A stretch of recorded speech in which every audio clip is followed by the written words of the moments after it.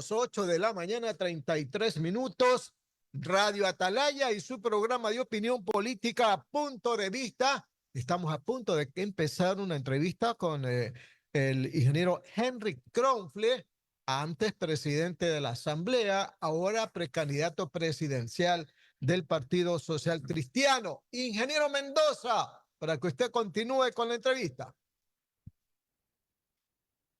Muchísimas gracias, Alcidito.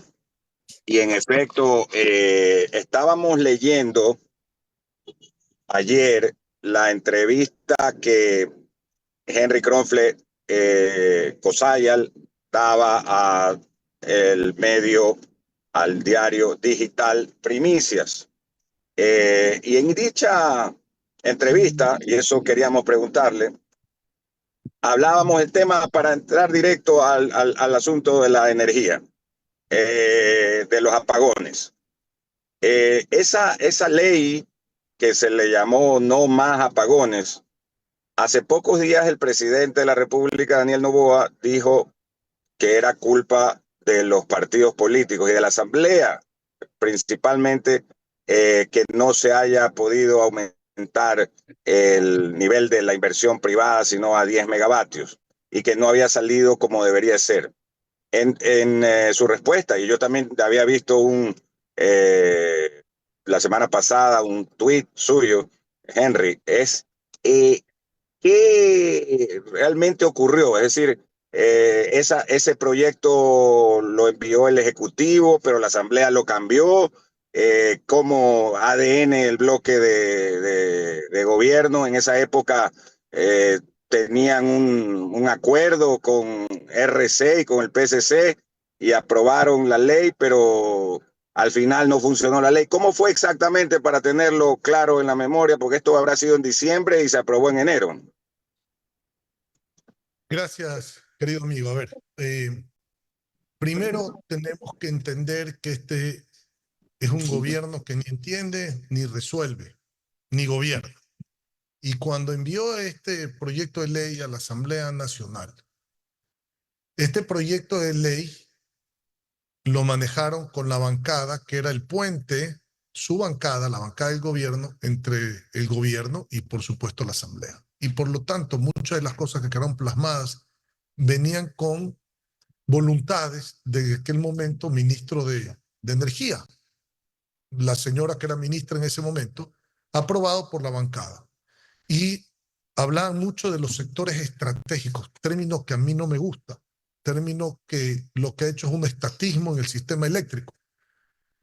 Y ellos mismos restringieron a 10 megas la generación, ellos mismos. Ahora que se quieren decir que son otros, tanto así que el propio presidente de la República felicita en un video de la Asamblea Nacional, que si lo quieres ver ese video, lo puedes ver en mis redes.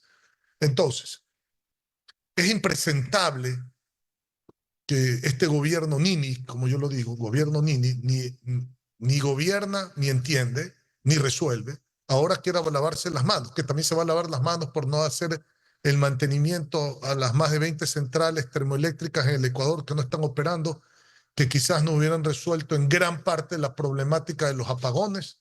¿A quién le van a echar la culpa ahora en un año de gobierno de no haber hecho el mantenimiento a las termoeléctricas? Porque en Perú y en Colombia no hay apagones, en el Ecuador hay apagones.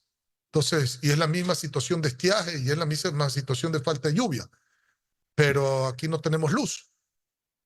Entonces las cosas se van agravando, no solamente vemos que no saben administrar, que están desconectados de la gente, que son inhumanos, porque no les interesa el dolor de la familia ecuatoriana, que ha bajado la producción petrolera en el marco energético casi el 22-23%, que las empresas públicas están pésimamente mal, pero ahora también quieren quebrar la empresa privada. Entonces, señores, si ustedes creen que esa es la solución, señores, esto va a colapsar.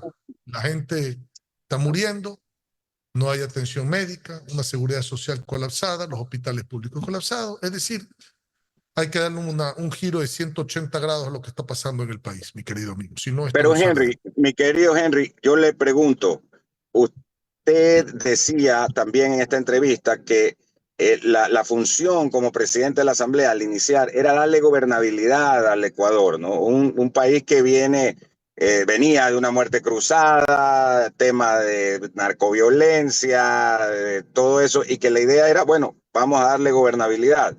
¿Qué pasó en el interín que no se pudo seguir con esa misma línea? No, se siguió siempre la gobernabilidad. 30 leyes se aprobaron en 11 meses. La gobernabilidad se la dio los 10 proyectos de ley que envió el Ejecutivo a la Asamblea. Envió 10 proyectos, excepto el IVA, que nadie iba a subir el IVA porque nosotros pensamos en que se tiene que bajar el IVA. Los 10 proyectos se aprobaron, es decir, todas las herramientas están ahí. El Ejecutivo ejecuta, por eso se llama Poder Ejecutivo. Si no sabe ejecutar, si no sabe administrar, si no hace lo que dice la ley, es letra muerta. Entonces, señores, aquí no hay cómo echarle la culpa a la Asamblea. Aquí la culpa es la falta de conocimiento, la insensibilidad, la falta de prioridad en el gasto público, el poder resolver los problemas de la gente y trabajar. En vez de estar bailando y viajando, se tiene que trabajar en el país, y más cuando se tiene una situación de esta naturaleza. Entonces, esto no tiene que ver absolutamente nada con la Asamblea, esto tiene que ver con el Ejecutivo. Las 8 de la mañana con 38 minutos, 8:38. Vamos a ir en punto de vista con Alcides Montilla. Ingeniero Cronfle, su plan para enfrentar la crisis energética se basa en ese proyecto que usted envió horas antes de renunciar a la presidencia de la Asamblea, que ahora parece que en la Asamblea lo quieren unificar con el proyecto de carácter urgente que envió el presidente. Ahí está, en concreto, en ese proyecto que usted envió, está su plan para enfrentar la crisis. En lo estructural, porque cuidado, usted cuando hay lo urgente, la coyuntura, lo que está pasando, y la estructura, que es lo que usted tiene que cambiar para que no vuelva a pasar. Entonces, en lo estructural, lo que requiere este país es salir del estatismo en el marco energético, y sobre todo dentro de la parte energética, en la parte eléctrica. ¿Qué quiero decir con esto? Si un privado invierte en este país para generar energía, pero depende de que el Estado le pague, porque entonces le tiene que vender al Estado, el Estado tiene la línea de transmisión, el Estado comercializa a otro privado, ese privado le paga al Estado, y esperar que el Estado le pague a usted, nadie va a invertir así. No Porque si no hay dinero para las medicinas, si no hay dinero para las medicinas y mueren niños porque no hay cómo curar cáncer, porque andan pagando el dinero los tenedores de bonos afuera, y si no hay carreteras y no hay seguridad, ese plan Fénix que hemos visto que no funciona para nada, y si no hay ni siquiera baterías sanitarias en las escuelas fiscales, ¿cómo usted va a creer que el gobierno le va a pagar a un privado que venga, arriesgue su capital, invierta y le genere una solución al país para aumentar la producción? Porque sin energía no hay producción. ¿Cómo? Entonces, señores, el primer paso está que en el privado se lo libere, que pueda producir, que se le dé el diésel que requiere a un precio que tenga que establecerse con el Estado, y que le pague otro privado, y el peaje, que es la línea de transmisión para que llegue la energía de un punto a otro, se le paga algo al Estado por usar esa red de transmisión. Esa es la solución para terminar con este problema del estatismo en la parte de la venta de energía. Yo he puesto una solución, he dicho, hablen con la Organización Latinoamericana de Energía, la OLADE, que está en Quito, que más de 20 países son miembros. Yo no he visto un reporte de eso. ¿Dónde están los expertos internacionales aquí hablando? ¿Dónde están los temas del mantenimiento de las plantas termoeléctricas para echarlas a andar urgente? ¿Dónde está ese mantenimiento? ¿Por qué no lo sabe el Ecuador? ¿Qué se está haciendo? Y para resolver en 10 horas de corte de luz, resolver el 10%, aunque sea una hora de las 10, yo he dicho regresemos a la hora de Sixto, que era que el horario normal sea una hora antes del horario del reloj. Claro, es decir, adelantemos una hora. A las 6. Exacto. Si estamos a las 7 en el reloj, que en verdad estemos a las 6, entonces tenemos una hora más de luz. Eso es lo que he dicho, por lo menos para arreglar algo urgente, el 10%. ¿Cuánto le cuesta eso al Estado? Nada. ¿Cuánto le reditúa al Estado? Mucho. Una hora más de luz es una hora más de comercio, es una hora de gente más en la calle, es una hora más de actividad productiva. Entonces, señores, si aquí no se hacen las cosas que se tienen que hacer, como por ejemplo, mantener urgentemente y echar a andar el parque termoeléctrico, el bombardeo de nubes que se habla, que hay dudas en cuanto a cuándo da resultados un tema así, el tema de contratar con los gobiernos vecinos es que yo estoy en época electoral, entonces yo no quiero que me vean junto al presidente de Colombia porque somos diferentes ideologías. ¿A quién carajo le importa? La gente lo que quiere es luz. Vaya y hable con el presidente de Colombia, vaya y hable con el presidente de Perú y vea cómo resuelve este tema pidiendo ayuda, porque allá no hay cortes de luz y no creo que empate la oferta a la demanda. Seguramente puede haber algo que ayude. Señores, vayan ya en el trabajo que tienen que hacer. Pero perdónenme, aquí nos pasamos bailando y viajando y el país oscuro. Comprar energía térmica, por ejemplo. Pero por Comprar supuesto, energía térmica. energía térmica, cambiar la matriz energética a gas Ya. natural también. O sea, hay muchas cosas que se tienen que hacer. Concesionar el sector eléctrico Mini a manos plantas privadas. nucleares, discúlpeme, que son seguras hoy en día con la tecnología que hay y son energías limpias y que generan en tamaños muy pequeños gran cantidad de energía. Pero eso estamos hablando en lo estructural. Pero hoy el país necesita luz. Concesionar el sector eléctrico a manos privadas o alianza público-privada. Alianzas público-privadas y el cambio del modelo, señores. El privado que genere. Mire, si el privado hay privados que tienen exceso de generación, lo pongan en la red de transmisión del gobierno, lo aporten. Entonces, quieren un medidor. Entonces, el reglamento es una confusión. Vayan a ver el reglamento, un desastre, el reglamento inaplicable. Entonces, ¿aquí qué se necesita? Seamos claros, señor. El que sabe administrar sabe qué tiene que hacer. Señores, usted me pone un medidor. Yo le aporto 1 mega, voy a poner ejemplo, 1 megavatio a la red. Descuénteme de la planilla de mi luz 1 megavatio. Y se acabó. Crucemos. Que no haya ni de un lado ni del otro un diferencial de precio. Es tan difícil hacer eso, es tan complicado hacer eso en el Ecuador. Entonces, discúlpeme, no se sabe que se... Por eso le digo, gobierno ni entiende, ni gobierna, Pero también ni hay que sabe, reformar la ni resuelve, Constitución. ni tenemos luz, ni tenemos seguridad. Hay que reformar la Constitución para que el sector eléctrico no sea un sector estratégico para empezar. Entonces, señor, para haga que se una amplíe consulta la popular inversión, pues. urgente, porque si va a reformar la Constitución por la Asamblea o por el mecanismo que sea una constituyente, nos traga la tierra. Entonces, señores, lo primero que hay que resolver es cómo echamos a andar lo que tenemos. Urgente, cómo lo echamos a andar. Pero y ya le he dado varias hay soluciones. otros ahí. problemas ahí, por ejemplo, la fuga de energía, el robo de energía, las pérdidas por ineficiencia, el problema de las tarifas. O sea, siempre lo ha habido, pero ha habido luz. Hoy no hay luz. Entonces, no vamos a resolver el problema principal ahorita. Cuando usted tiene, si usted tiene cáncer y deficiencia renal, ¿usted qué se atiende primero? La deficiencia renal, porque si usted en 3 días no se hace una diálisis, se muere. El cáncer puede esperar. Claro, Entonces, señores, claro, prioricemos. claro. Tanto no prioriza este gobierno, no sabe cómo administrar, que paga la deuda a los tenedores de bonos que normalmente son nacionales disfrazados extranjeros y no atienden la deuda social en salud, en medicamentos, en carreteras, en infraestructura, en educación. Por eso es que le digo, hay que darle un vuelco de 180 grados a esto. Los problemas que tiene el país actualmente, que son los problemas del ciudadano, y estamos anotando el tema de la inseguridad, los apagones, el empleo, el seguro social, los incendios, etcétera, etcétera, hace un poco cambiar el panorama de lo que constituye una campaña electoral. O sea, de noche usted va a un meeting y no hay luz, la gente no le va a salir a Señor, recibir. Ahí vamos a tener una serie de cambios que hacer. Pues. Volvemos a lo electorero. El país ahorita está para resolver sus problemas. Mire, señor, si usted le entrega a la gente el dinero en su bolsillo para que lo sepa administrar, quitándole, por ejemplo, 0 IVA a todos los productos de la canasta básica, 0 IVA a todos los insumos médicos, jeringuillas, mascarillas, guantes, esparadrapos, intraquirúrgicas, inyecciones. Si usted pone 0 impuestos a todo el sector turístico, 0 impuestos a todo el sector turístico.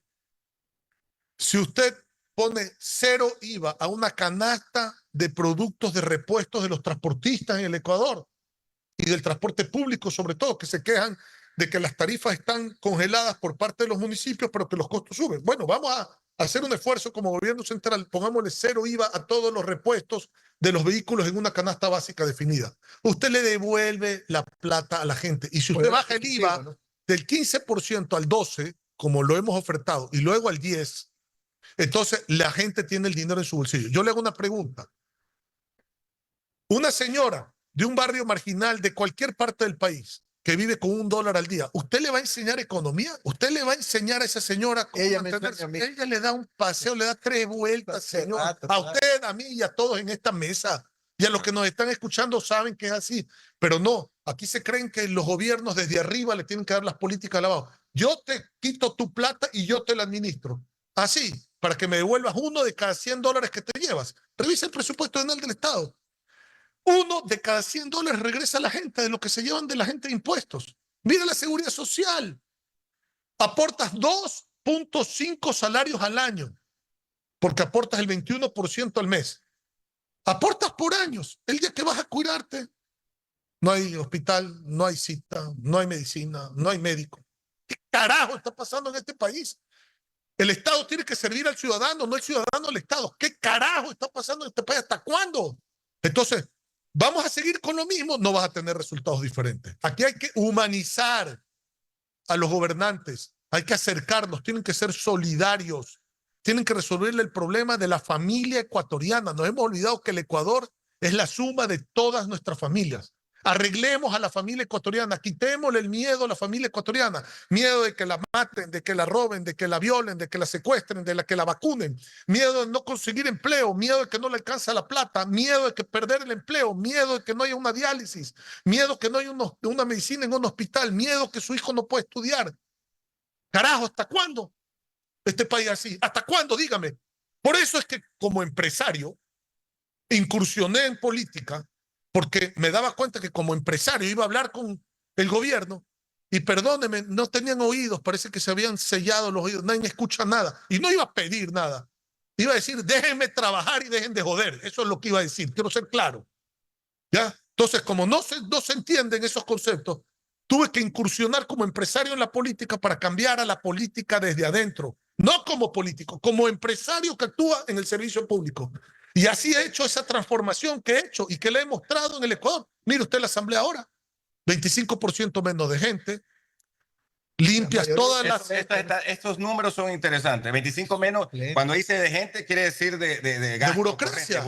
De burocracia, piponazgo, no burocracia, porque la burocracia se necesita para operar la institución. Piponazgo. Subsidios, eso, el piponazgo es un subsidio. Piponazgo, 25% menos de gente en total, cortando el piponazgo. 3 certificaciones internacionales, 37.001 antisobornos, transparencia, anticorrupción, estamos hablando. 27.001 y 9.001, administración, eficiencia, ambiente. ¿Qué institución pública tiene 3 certificaciones internacionales? 405 observaciones de la Contraloría General del Estado, las limpiamos, dejamos 5, limpiamos 400. 30 leyes, la mayoría con unanimidad. Señores, me hablan de la unidad, que únanse todos los candidatos, que el país está por encima. Claro que el país está por encima de los partidos políticos, pero mientras unos sueñan en eso, yo lo construí, señores. Lo hice, está el resultado. 30 leyes, unanimidad y mayoría calificada. Consensos entre las diferentes ideologías, señores. El país por encima de los partidos políticos, de los colores. ¿Cómo logró esos consensos, Henry? Porque ahora veo que ya no se pone de acuerdo. Resolviendo y avanzando, que es el lema de la Asamblea. No bailando y viajando, no bailando y viajando, trabajando con capacidad, con honestidad, con transparencia, escuchando a la gente, porque en la Asamblea iban 20.000 personas a visitarnos, a todo el mundo se lo atendió. Pregúntele a quién nos atendió en la Asamblea Nacional. Vaya usted pues al Palacio de Gobierno a ver si a 4 cuadras a la redonda lo dejan pasar. Olvídese del Palacio de Gobierno, a 4 cuadras a la redonda, si está envallado todo, lo dejan pasar. Entonces, señores. Pero eso es exacto lo que dice usted, que no está envallado. Por favor, le ruego, vaya a ver. Entonces, señores, hay que tener mucho cuidado. El gobernante está para servir, no está para mandar, no está para direccionar, no está para administrar el dinero de la gente, está para solucionar administrando el dinero que debería ser muy poquito del Estado para que el Estado trabaje en función de la gente. Si no cambiamos esos conceptos, señores, vamos a seguir con lo mismo que ha pasado en este país. Porque a mí no me importa si el gobierno es de derecha, de izquierda, de centro y centro izquierdo, centro derecha, señores. ¿Cuál ha sido todo el resultado de un gobierno en política económica? Más impuestos y más deuda. Más impuestos y más deuda. Se acabó. Lo demás es cuento, señores. Yo no vivo de izquierda, de derecha, hacen lo mismo. Señores, no vivo del cuento, vivo en mi trabajo. A ver, vamos con lo de la empresa privada. Esta semana sus colegas industriales, usted fue presidente de la Cámara de Industria, la Federación Nacional de Cámaras de Industrias, han dicho, bueno, aquí van a matar a la gallina de los huevos de oro. Y cuando digo eso, no lo digo detrimentalmente, sino que de ahí es que sale el trabajo, de ahí es que sale la producción, de ahí es que sale la posibilidad del país de generar riqueza, si es que nos ponen papagones de 12 horas diarias. Hay, además de las vacunas, de la inseguridad, este El tema. costo de la canasta básica, señor, la inseguridad, la vacuna, el desempleo. A ver, señores, a mí me da risa cuando escucho a los políticos. Voy a crear 1 millón de empleos. Ah, si eso es así, pues primer decreto, nombro el gabinete. Segundo decreto, creo 1 millón de empleos por decreto. El empleo no se crea por decreto, señores. Dejen de hablar estupideces. Hay que decir las cosas como son. El empleo se crea como resultado de la confianza, de la seguridad jurídica, política y ciudadana, de los incentivos a la producción, de cortar los dicen que ha trámites, aumentado de el luchar empleo, contra ¿no? la corrupción. Bueno, señor, aquí Es que se dicen dice, que hay empleos jóvenes. Yo no sé perdóneme dónde que están. aquí se habla cualquier pendejada. Discúlpeme que se lo diga al aire, pero ya basta. Que el país no puede seguir en estos cuentos. Entonces, todos tienen el diagnóstico. Nadie sabe cómo resolver. Señores, el empleo lo genera el sector productivo privado del Ecuador. Cuando usted habla con los comerciantes independientes, con los vendedores ambulantes, con el pequeño comerciante, con el pequeño industrial, con el agricultor, con el artesano, con el pescador artesanal, con el jubilado, con el líder barrial, con el transportista, con el sector turístico, usted entiende cuáles son las necesidades y cómo se genera el empleo en esos sectores. La política pública tiene que escuchar a todos esos sectores y hacer lo que hemos hecho nosotros, un plan de gobierno que nazca de las bases para resolver los problemas. Si se resuelven esos problemas, se genera empleo. Pero aquí no es suficiente bajarle 22%, 25% a la producción petrolera al país y quebrar las empresas públicas para ahora meterse a quebrar también las empresas privadas. Entonces, señores, y que la gente no tenga empleo, que es la consecuencia más grave. Ingeniero Cronfle, si usted gana las elecciones, al siguiente día de que se posesiona, en una mesa como esta va a encontrar regado tantos problemas que tiene el país, empezando con el petrolero. No hay inversión, la producción baja, no sabemos qué va a pasar con el ITT. Después la deuda externa, ¿cuánto debemos? 80.000 millones, refinanciamos, seguimos pagando intereses. 90.000 millones. 90.000 millones. Después está el IES. ¿Qué hacemos con el IES? Va a quebrar, no van a pagar a los jubilados. Después sigue con la salud. Y faltan algunos que muchos políticos como que se olvidan del sector agrícola, que es el que nos da de comer. Nadie habla. A ver, ¿qué hacemos con el sector agrícola? Productividad, importamos, no importamos. Estamos con una producción de maíz que primero tiene que cortar la importación en la época de cosecha. Segundo, tiene que tener seguro agrícola. Tercero, tiene que dar crédito oportuno y barato.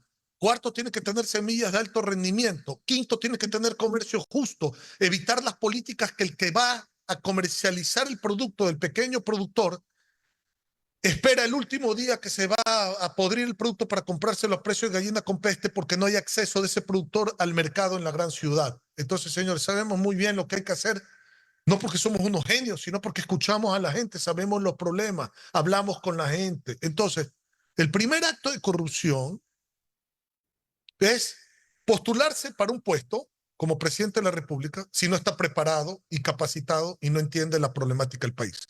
El segundo acto de corrupción es decir, llegué y me he topado con todas estas sorpresas. O sea, usted llegó a no saber cuál era la situación del país. Váyase al carajo. Usted no porque me va si a usted llegar llegó, con ese pretexto. usted tiene que saber cuál es la situación del país. Usted no me va a llegar con ese pretexto de que yo no sabía. Señor, yo nunca he llegado con otra realidad. Cuando yo llegué a la asamblea, encontré una asamblea disuelta que me la entregó un administrador con un piponajo y una corruptela, con cientos de juicios laborales, ya con juicios hasta de corruptelas de fiestas adentro de la asamblea, sin ninguna certificación administrativa que avale la función de la asamblea, sobre todo en temas antisobornos, con un país disperso, con una imagen del 2%.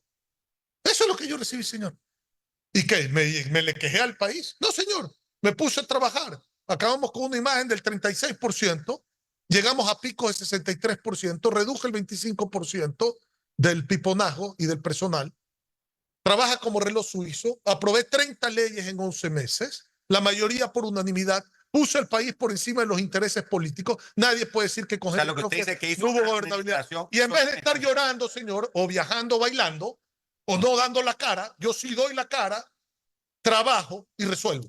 Esa es la diferencia, señor, porque problema todos del tienen país- el diagnóstico, El problema pero del nadie país es que no ejecuta. tiene plata. El problema del país es que no es Ese no es el plata. problema del país, ¿Y señor. entonces cuál es? El Pues? problema del país es que no se, es un país extremadamente rico, muy pobremente administrado. Ese es el problema del país. Este es un país millonario como país. Que la administración hace del país que estemos en la ruina, entonces hay que cambiar a la administración. Mire usted me dice el país no tiene plata. ¿Usted puede resolver el problema social sin aumentar la deuda? Usted me va a decir que no. Yo le digo que sí. Se lo voy a mostrar ahorita. La deuda, salud, educación, gobiernos autónomos descentralizados, etcétera. La deuda social, medicinas, hospitales, escuelas, seguridad. 7.500 millones de dólares aproximadamente. Podrá estar llegando a más porque no hay transparencia, hay opacidad en la publicación. Vamos a suponer que sean 8.000 millones. Voy al mercado internacional, levanto los 8.000 millones y digo, voy a pagar estos 8.000 millones a largo plazo. Los fondos en el mundo entero son 20 veces la economía de todo el Ecuador, un fondo. Señores, tengo que arreglarlo primero lo social. Entonces, no estoy incrementando la deuda, por lo tanto no estoy incrementando el riesgo. Pido prestado dinero aquí y pago lo de acá. Entonces, ¿se incrementó la deuda? No, señor. Pagué la deuda interna y me quedé con deuda externa. Y ese pago de la deuda tiene que estar en función de dos cosas, señor. De un mínimo a pagar en un tiempo determinado a una tasa de interés adecuada. Y segundo, una variable en función del crecimiento económico. Es tan complicado lo que le estoy diciendo. Es tan complicado. ¿Por qué no se hace? Pues no se le da la gana o porque no saben. Por eso le digo, un gobierno ni entiende, ni gobierna, ni sabe, ¿Y en el ni petróleo resuelve. qué va a hacer? Porque ahorita no sabemos ya si somos parte de la OPEP. Ya mismo ya no vamos a ser ni parte de la OPEP porque estamos bajando la producción. No, y se firmó entre gallo y medianoche una baja de producción. Imagínense cuando lo que necesita este país es sacar los recursos que están abajo de la tierra para dárselos a la gente. Es al revés. Entonces, disculpe, es que por eso le digo. Y sobre el tema del ITT, ¿usted estaría dispuesto, si es presidente de la República, a volver a convocar al pueblo para que Sí, señor, redefina finalmente qué hacemos con eso? explicándole al pueblo que hoy esa pregunta engañosa, sin vergüenza que se hizo, que no tiene vergüenza preguntarse algo que técnicamente ni tiene sentido, es inaplicable, hable con los expertos petroleros. Ellos me han dicho, esto no tiene vergüenza lo que preguntaron, porque preguntaron hasta mal, haciendo que el petróleo estaba en el subsuelo, o sea, diciendo en la pregunta que donde está el petróleo no es donde está el petróleo. Y hoy, con la mitigación ambiental y con la tecnología, ¿cómo dejamos los recursos enterrados? Aquí se vendió un falso ecologismo, porque no podía usted decir que iba a haber más daño ambiental produciendo con la tecnología que existe que evacuando el área. El evacuar el área, hable con los expertos, hace más daño ambiental que el seguir produciendo y nos quedamos sin los recursos. Entonces, ahí hay que preguntarle a la gente nuevamente, pero entendiendo, la gente necesita entender. La gente no es tonta, señor, pero no se le explica. Entonces, no puede engañar usted al pueblo cuando le hace una pregunta. Henry, ¿quién serían los colaboradores que tiene en mente? La gente más proba del país. Y no, a ver, yo soy de la idea de que un partido político no porque llega al poder tenga que acaparar el Estado. Eso es una confusión muy grande. Esa es otra sinvergüencería. Llegué al poder, entonces todo el Estado es el partido político. Váyanse al carajo, discúlpenme. El Estado no es del partido político que gana, ¿ya? Tampoco de los amigos. Tampoco de los amigos. Peor de las primeras chambas cuando se está en un proceso tan grave. De la gente joven, sí, porque hay mucha gente joven muy preparada. De la gente joven. Pero tú no puedes poner... Miren ahorita, yo no tengo nada contra la señora Inés Manzano. Creo que es una mujer muy respetada y muy respetable.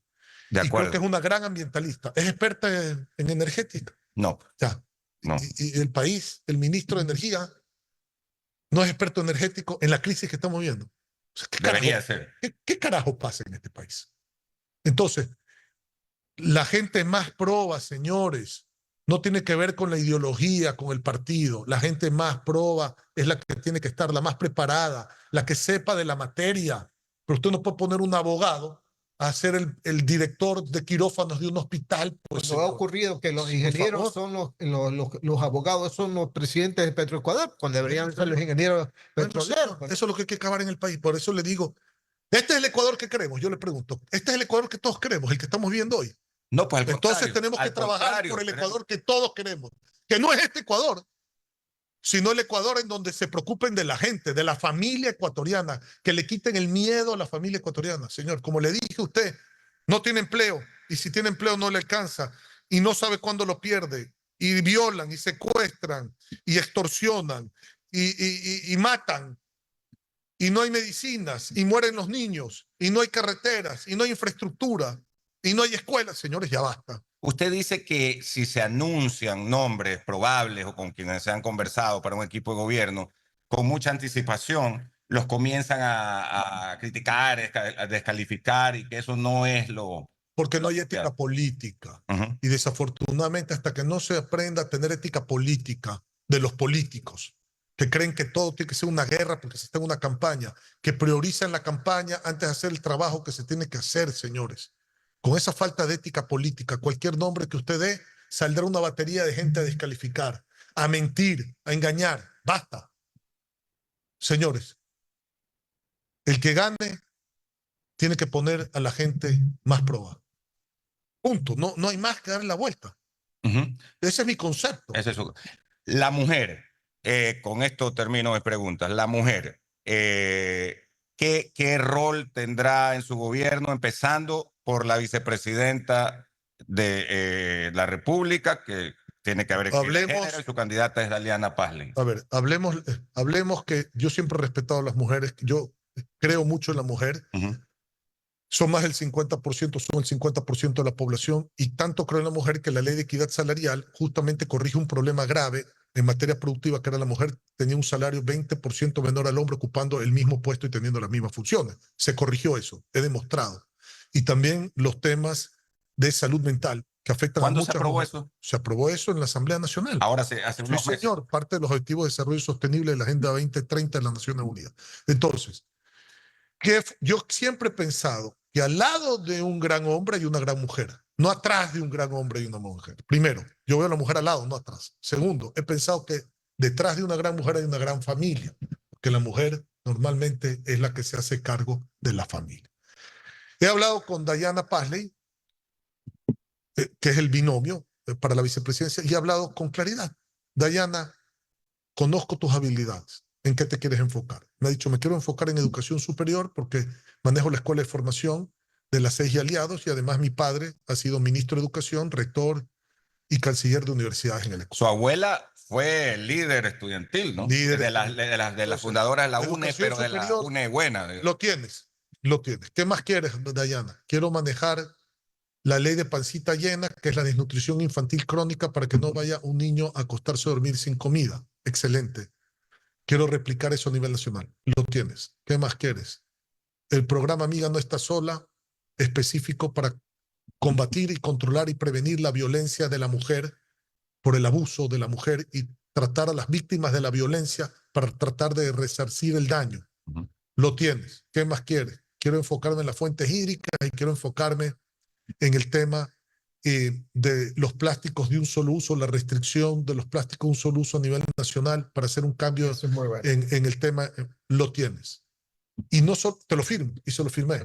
Y tienes mi palabra, que mi palabra vale más que mi firma, pero te lo voy a firmar igual para que lo tengas. Tienes mi palabra. Estoy de acuerdo, me complementas muy bien y vamos adelante. Yo voy a tener dos cabezas trabajando en la presidencia, más, digamos, dentro del binomio, la mía y la de Daliana, porque creo que dos cabezas trabajan mejor que una. El respeto absoluto. Yo no soy de los que la manda a Madagascar o a Turquía o a la guerra o a la Franja de Gaza o a Tel Aviv. No va a pasar eso. Eso no va a pasar. Soy absolutamente respetuoso. Y ese tipo de violencia también hay que acabar. Es un tipo de violencia que tiene que acabar en el Ecuador. Entonces... Alcide, su última pregunta. Sí, oiga, cristiano, de lo que yo me acuerdo, ¿verdad? Promulgaba la economía social de mercado, ¿se acuerda? Sí, ¿verdad? Y después, pues, hasta fueron a un notario a decir que no iban a subir los impuestos, ¿verdad? El rol de la empresa privada en su gobierno, ¿cuál va a ser? ¿Cómo va a ser su gobierno? ¿Estatista, intervencionista, liberal? ¿Dejará que el mercado dicte las reglas del juego? ¿Usted va a controlar que no hayan abusos, que no hayan precios exorbitantes? ¿Va a permitir la ley de la oferta y la demanda? Le he hecho varias preguntas, pero quiero una respuesta muy concreta. No creo ni en la derecha ni en la izquierda. Creo en lo que funciona. Mi gobierno va a ser un gobierno de resultados que desde el primer día genere los resultados para los problemas urgentes y apremiantes de toda la población, que los conozco muy bien porque he recibido a los distintos sectores de la población y he discutido la problemática que tienen. Vamos a resolver todos los problemas que tenemos conocimiento y los que surjan a través de un gobierno eficaz, efectivo, trabajador, transparente, con rendición de cuentas, que comunique y que le diga a la gente la verdad, que luche contra la corrupción y que haga una administración en donde se le devuelva el dinero a la gente, porque la gente, el pueblo necesita el dinero en su bolsillo porque lo sabe administrar mejor que el gobierno. Eso es mi gobierno, señores. Yo no, lo demás son bla, bla, bla. Y nadie vive el bla, bla, bla. Oye, una pregunta de coyuntura, lo que está pasando ahora con la elección del vicepresidente de la Asamblea, ¿verdad? Tiene agenda, Cidito, para terminar. Esa es la última pregunta. Ujú. Lo del vicepresidente de la Asamblea. El primer vicepresidente. Primer vicepresidente, porque en principio se decía que iba a ser Otto Vera, después que un señor de Manaví, apellido Triago, ahora resulta que hay como 4 o 5 candidatas, etcétera. ¿Cómo se definió, cuando usted ya dejó la presidencia, cómo se definió ese reemplazo? Con absoluto respeto, porque yo no interfiero en las funciones de la Asamblea en este momento.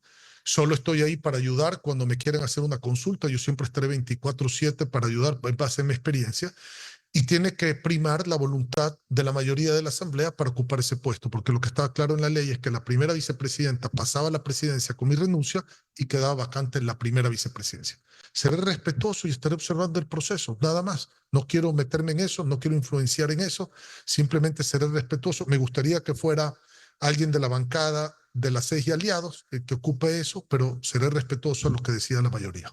Correcto, gracias. Muy bien, gracias al ingeniero Henry Kronfleck Osaya, máster Henry Kronfleck Osaya, por estar con nosotros.